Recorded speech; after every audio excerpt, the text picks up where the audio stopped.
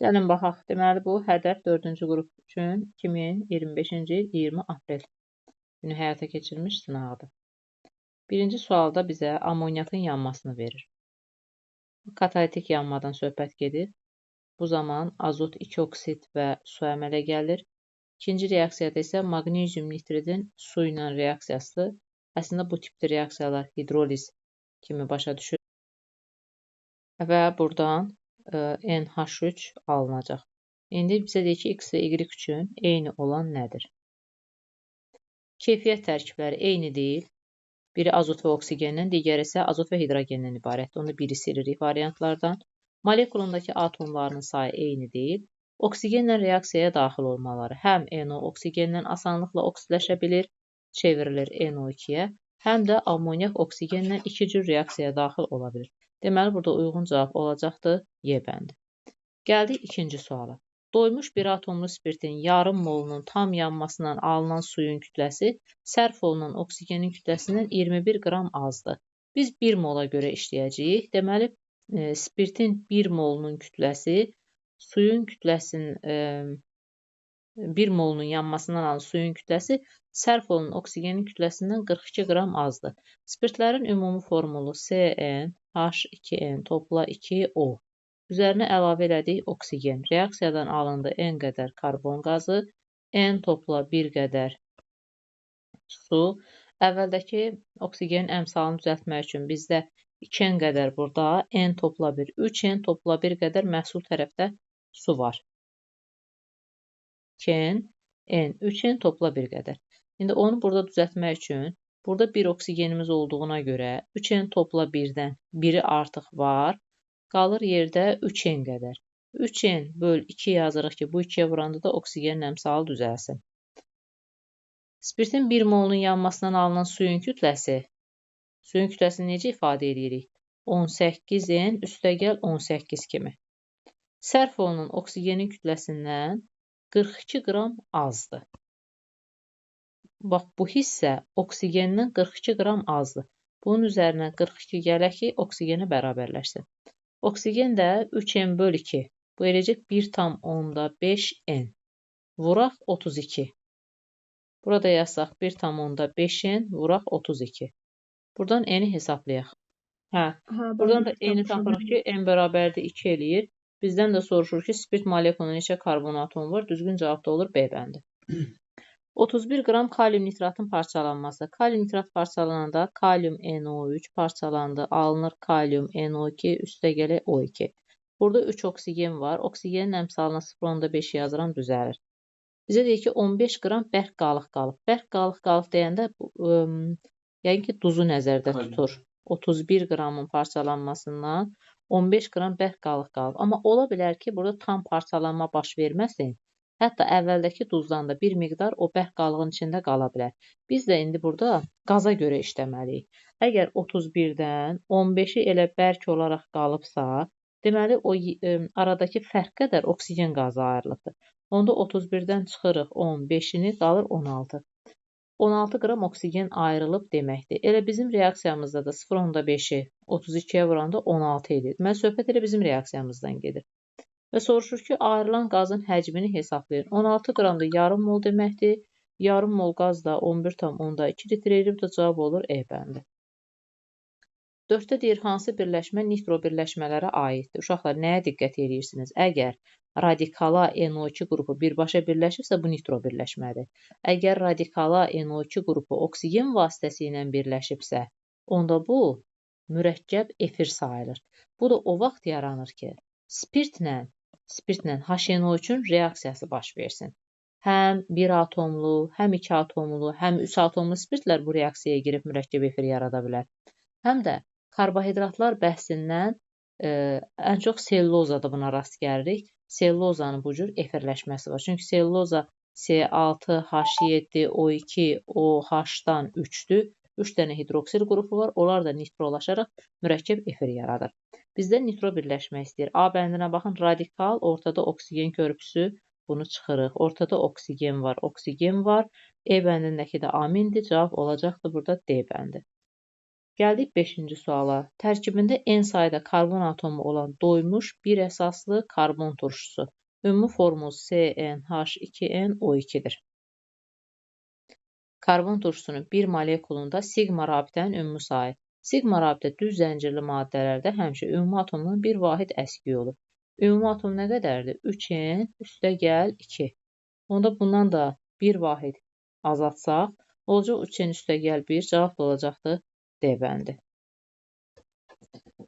6-cı sualda kalsium nitrat turşusunun reaksiyası veribdir. Yəni bunu özümüz əmsallaşdıraq. Gəlin, kalsium burada əvvəl 0-dır, sonra müsbət 2-yə keçib, azot isə müsbət 5-dən müsbət 1-ə gəlib. Əgər kalsium 0-dan kalsium müsbət 2-yə keçibdir, artıb özündən elektron verib, buradan çıxırıq 2 elektron, onda azot da müsbət 5-dən azot gəldi müsbət 1-ə, bu da eləyir, qəbul eləyibdir, azalıbdır deyə qəbul eləyibdir 4 elektron. İndi bir məsələ var. Oxdan əvvəldə kalsiuma aid bir hal var, sonra bir hal var. Sağ-sola bərabərdir. Kalsium üçün sol yazırıq. Oxdan əvvəldə azota aid bir hal var. Oxdan sonra isə 2 hal var.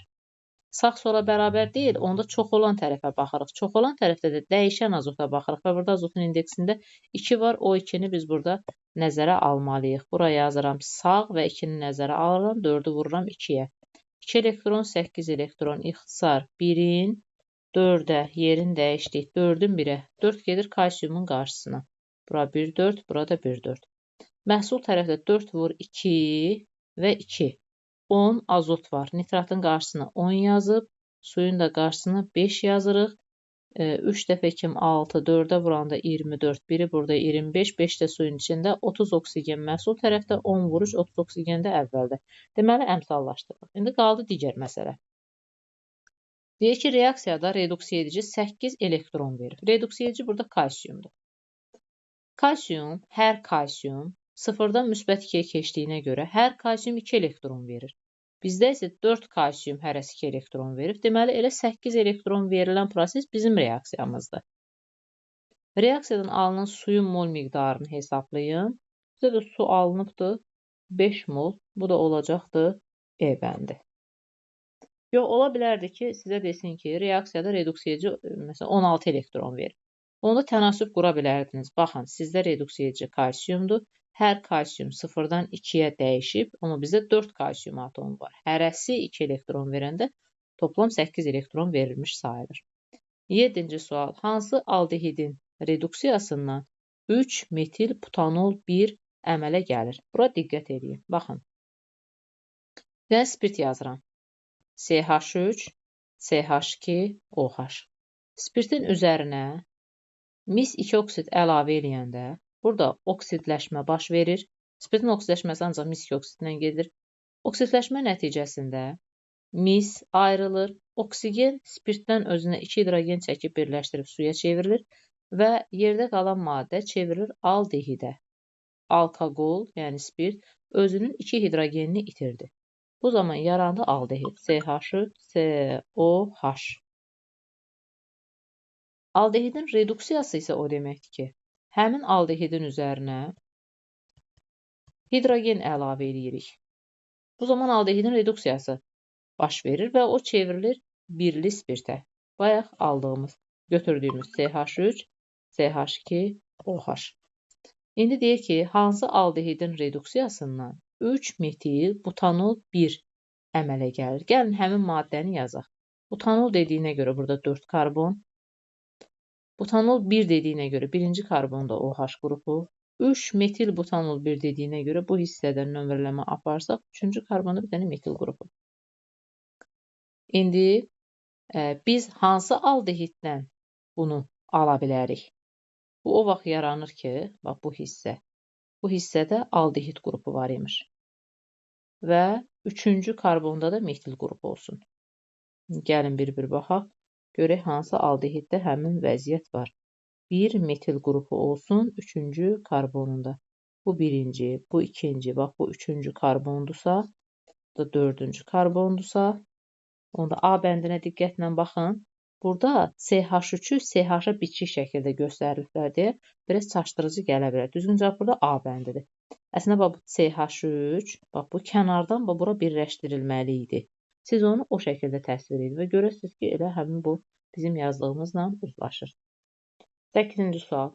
Normal şəraitdə metil formiata aid olan ifadələri müəyyən edin. Metil formiat nədir? Formiat qarışqa turşusu deməkdir. Yanında da metili görürsünüzsə, deməli bu efirdir.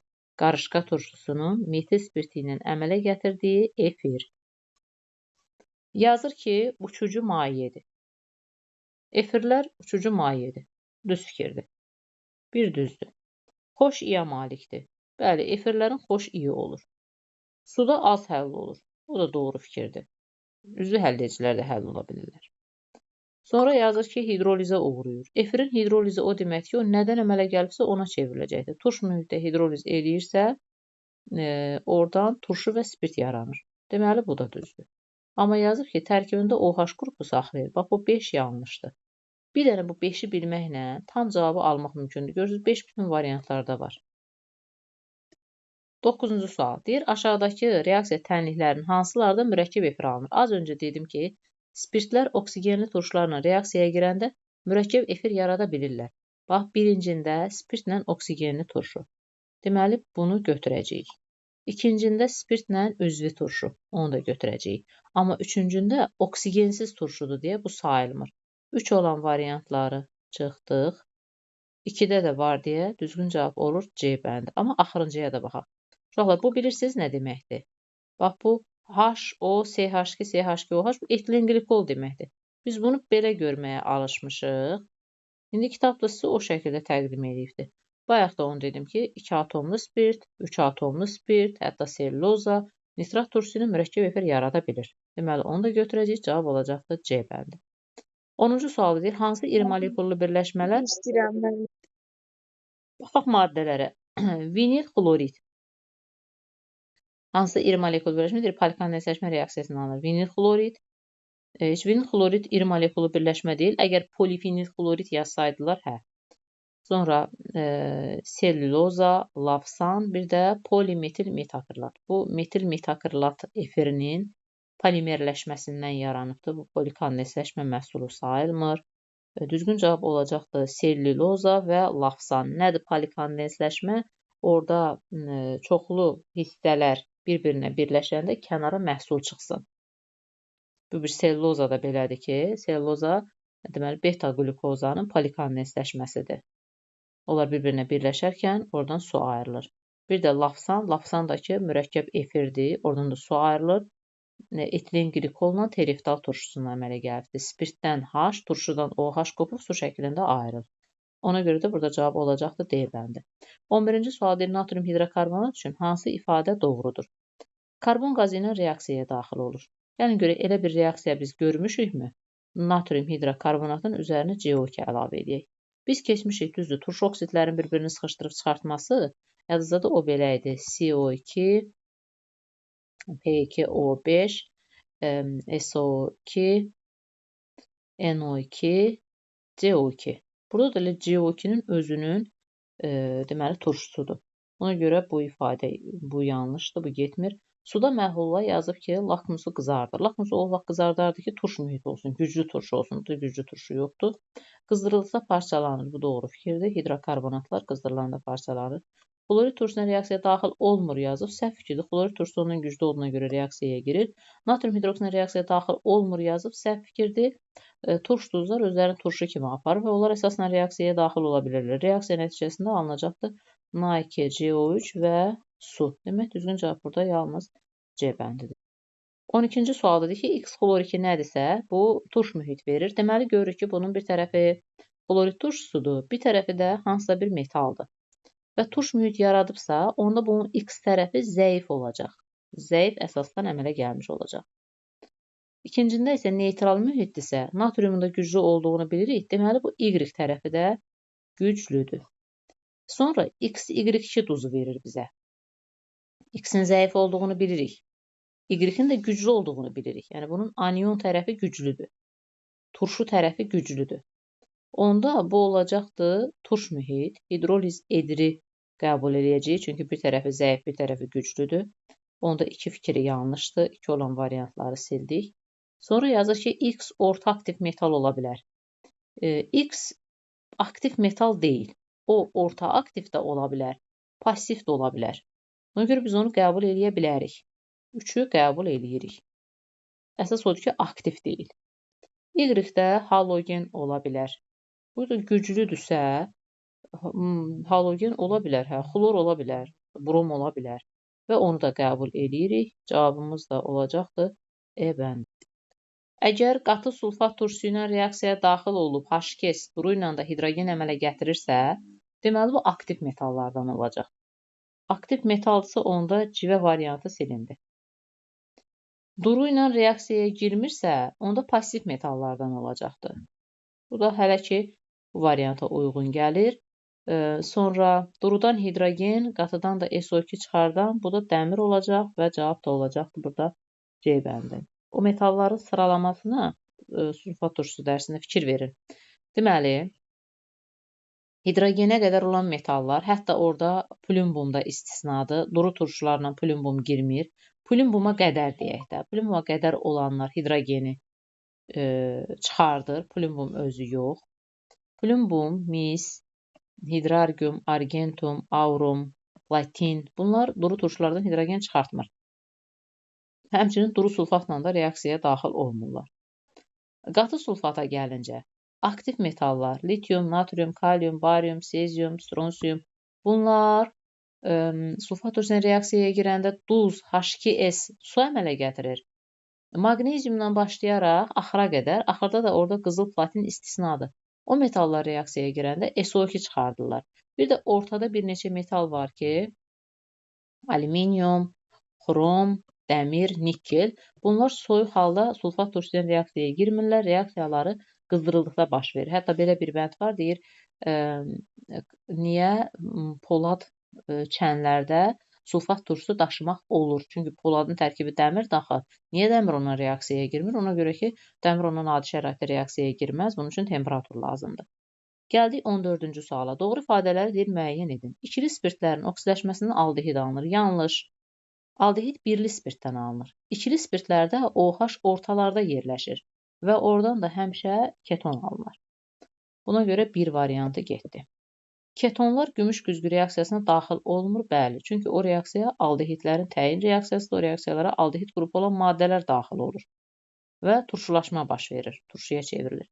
Birli spirtin oksidləşməsindən aldehid alınır. Bu da doğru fikirdir. Cavabımız da olacaqdır D bəndi. Bu sualda görürük ki, hamısında karbon atomlarının sayının bərabərliyini tələb edir. A bəndində N qədər karbon əvvəldə, bir karbon da axırda. B-də də həmçinin. Amma C-yə diqqət edin, əvvəldə karbon var, sonralarda yoxdur. Biz bura karbon əlavə eləməliyik. Karbonu əlavə elədiksə, mütləq karbon özü ilə də hidrogen gətirir. İndi saylarını yazıb arasındakı müqayisəyə baxa bilərik. Və burada görürük ki, D hamısından böyük olacaq, A da hamısından kiçik, düzgün cavab olur B bəndi. 16-cı sualda alüminiumun artıq miqdarda götürmüş xlorid turşusu reaksiyasından ayrılan hidrogen. Metallar öz valentinin yarısı qədər hidrogen çıxardır. Alüminium 3 valentli olduğuna görə 1,5 H2 çıxardacaq. Alüminiumun 27-si 1,5 H2 çıxardır. Normal şərait dediyinə görə vururam 22,4-ə. Bu da məndən soruşur ki, bəs 5,4 qram alüminium və nə qədər hidrogen əmələ gələr? Ayrılan hidrogen qazı neçə qram dəmirin artıq miqdarda götürülmüş duru sulfat turşusu reaksiyasından alınır? İndi sonra da həmin prosesi həyata keçirdəcəyik. 1,5-dir, 54-dür. Burada olacaqdır, məncə 0,3 vur 22,4 qədər. Hələ ki 22,4-ə vurmayaq, elə 0,3 mol yazıram bura. Çünki məsələnin ardı da var.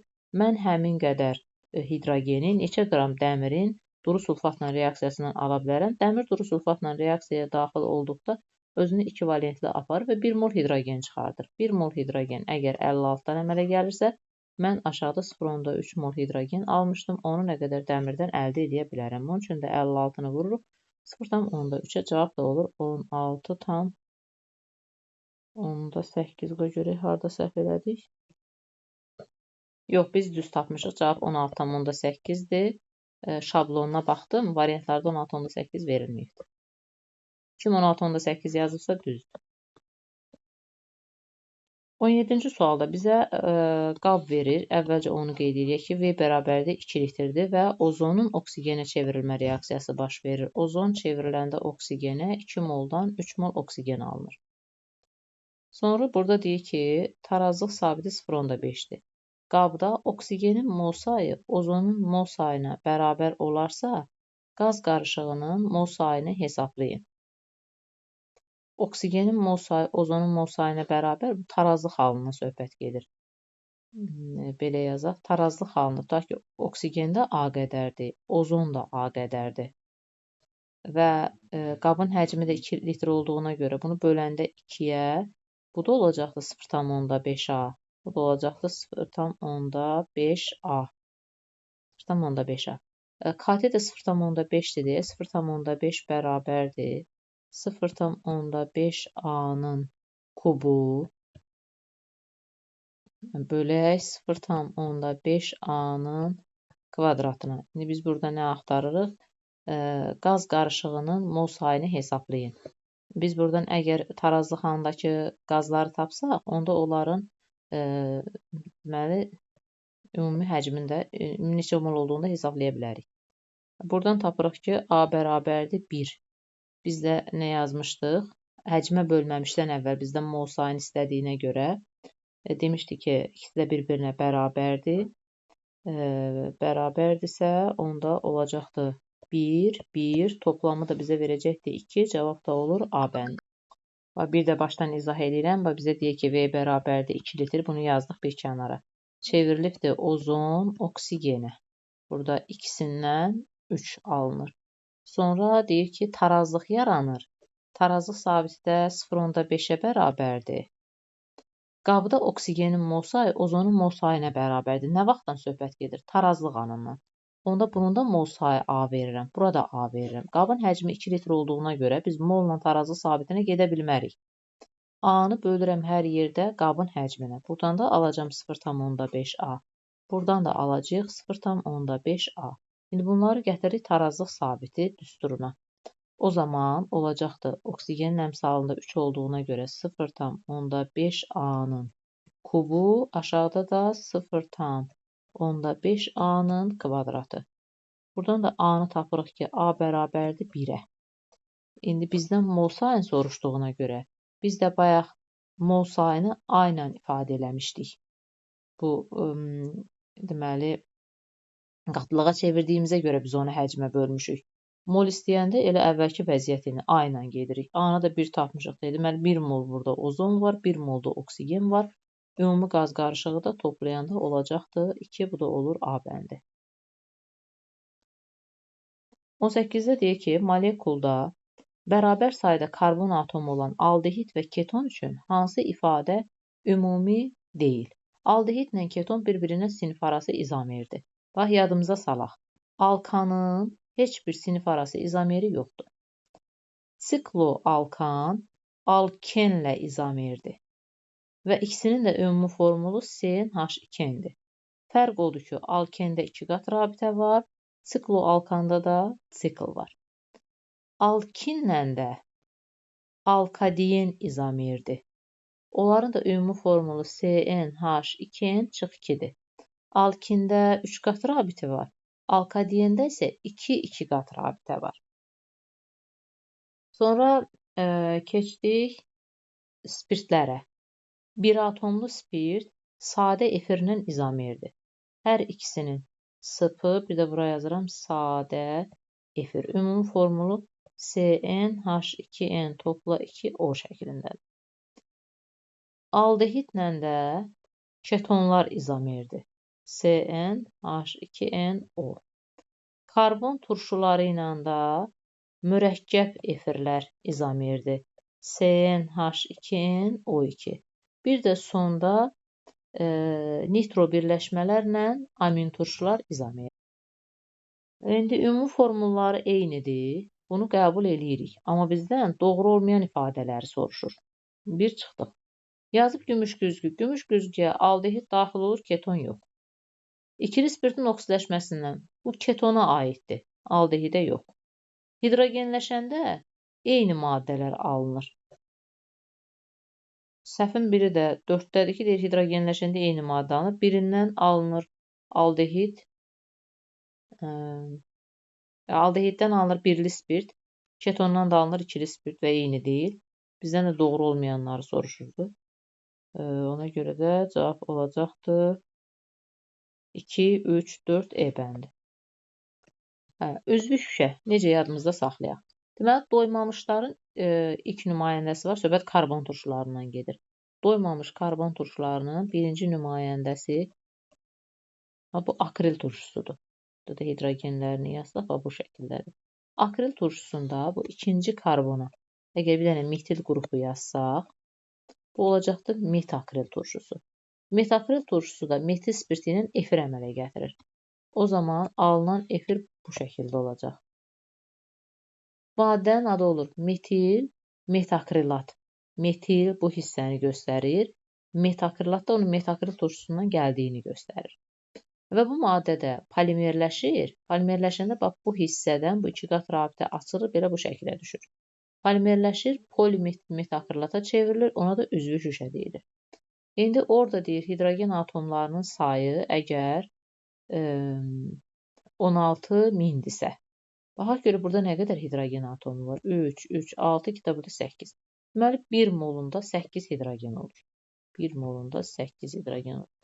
Əgər 16.000 hidrogen varsa, onda bunun polimerləşmə dərəcəsi bu N neçəymiş? 16.000-i də bölürük 8-ə. Cavab da olacaqdır 2000 A bəndi. Növbəti sual deyir, simmetrik sadə efiri seçin. Siniflər arası izomerinin bir molekulunda olan CH rabitə sayını hesablayın.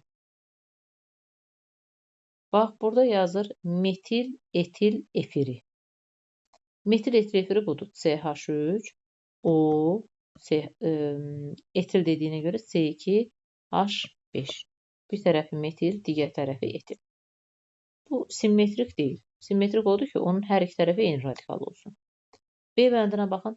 Propil, izopropil efiri. Simmetrik deyil. C-ni saxlayıram. D-yə baxın. Propil, butil efiri fərqlidir. Propil, izobutil səhvdir.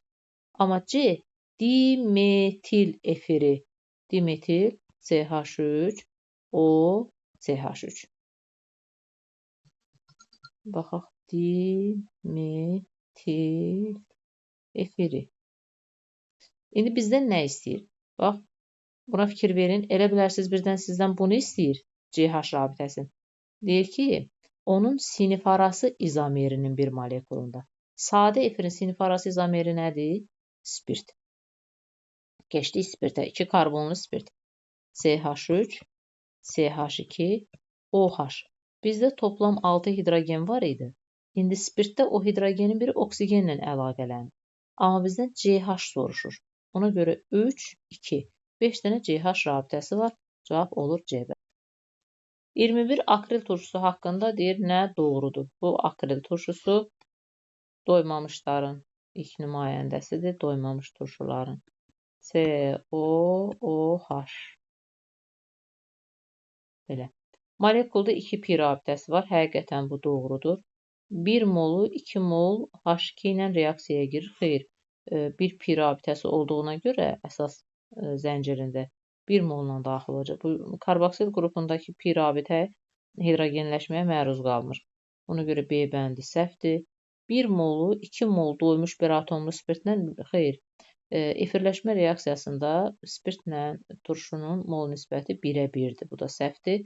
Molekulda 2 funksional qrup saxlayır. Xeyr, bir funksional qrup var, o da karboksil qrupudur. Molekulda 1 pi rabitəsi var, o da yanlışdır. 224 litr azotdan neçə kiloqram 50% nitrat turşusu almaq olar? Azotdan alırıq nitrat turşusu. 1 mol azotdan 2 mol nitrat turşusu ala bilərik. Bu deməkdir ki, 22/4-dən 2 vur 63 qram ala bilərik. Onda 224-dən ala bilərik 20 vur 63 qədər. Və deyək ki, neçə kiloqram 50%-li nitrat turşusu məhlulu almaq olar? Bizdən məhlulun kütləsini istəyir. 50%-li bərabərdir. Maddəmiz burada 20 vur 63 qədərdir. Məhlul bilmirik neçədir. Vururuq da bunu 100. Buradan x bərabərdir 2520, amma qramla. Bizdən kiloqram istədiyinə görə 1000-ə bölürük. Cavab olur A bəndi. 23-də hansı reaksiyalarda oksidləşdirici və reduksiya edici müxtəlif maddə molekullarındadır? Biri çıxırıq çünki bu disproporsiyadır. Burada flor 0-dan bir dəfə müsbət 5-ə, bir dəfə də mənfi 1-ə gəlib. Elə oksidləşdirici də özüdür, reduksiya edici də özüdür. İkincində,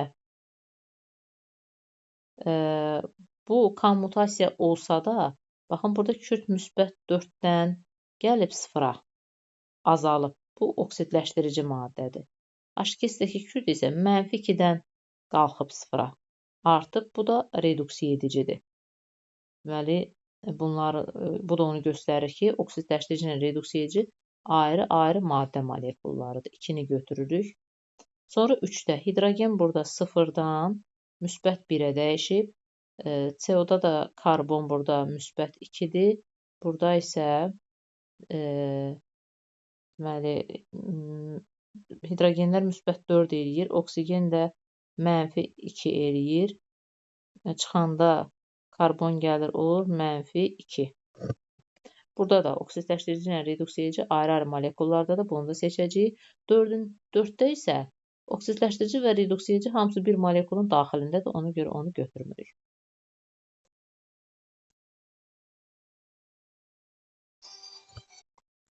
24-cü sualda 4 mol dəm qazı 1,5 mol oksigen qazları arasında reaksiya axıra qədər gedir. Axıra qədər getmək o demək deyil ki, hər ikisi tam sərf olunur. Biri sərf olunanda da reaksiya axıra qədər getmiş sayılır. CO ilə oksigenin reaksiyasını yazırıq və əmsallaşdırırıq. 4 mol birindən təqdim olunubdur. 1,5 mol. 1,5 mol. CO özünün yarısı qədər oksigen tələb edir. Bizdə də o qədər oksigen olmadığına görə məsələni oksigen üzərindən həll edəcəyik. 1,5 oksigenlə reaksiyaya daxil olmaq üçün 3 mol CO lazımdır. Onda 3 mol da CO2 alınacaqdır.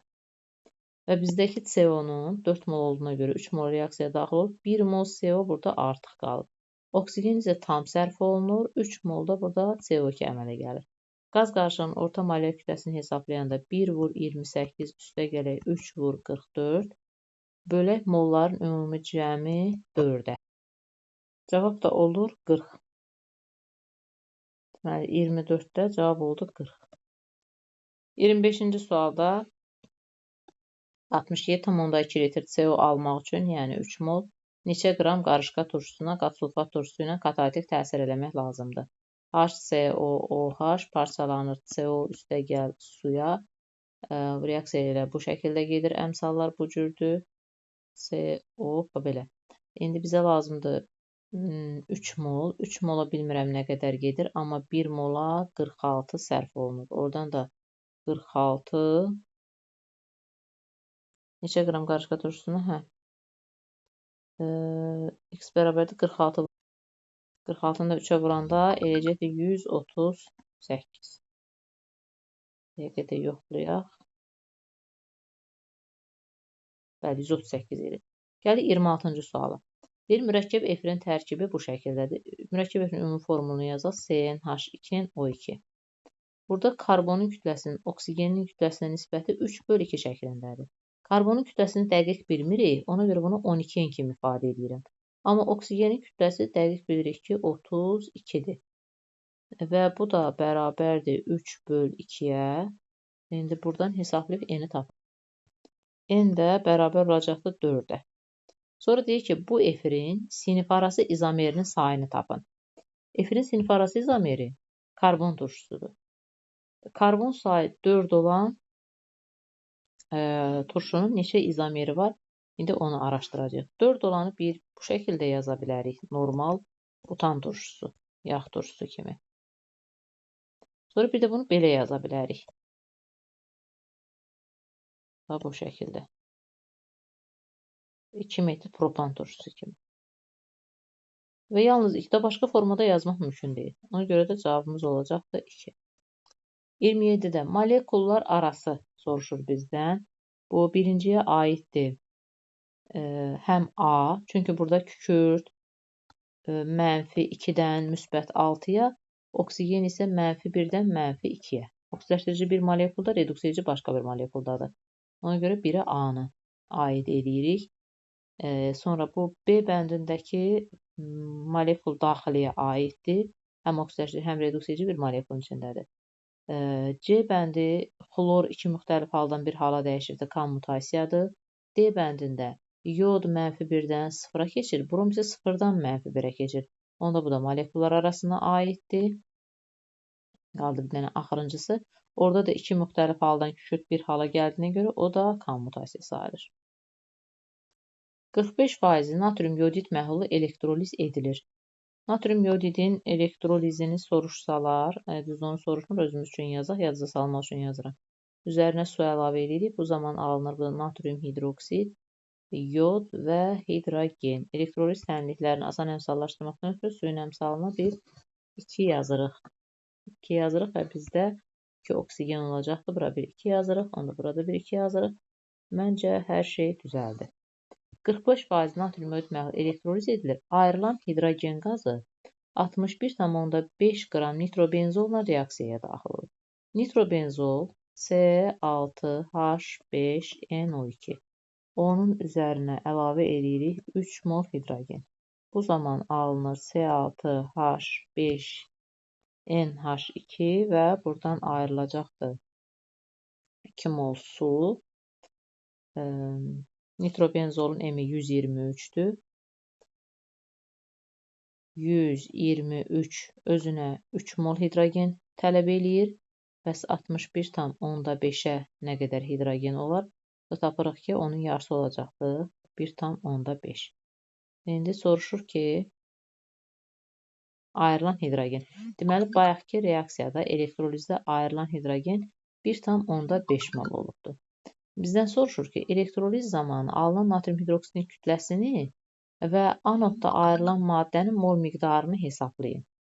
Elektrolizdə bizdə 1 mol hidrogen alınanda burada 80 qram natrium hidroksid yaranır.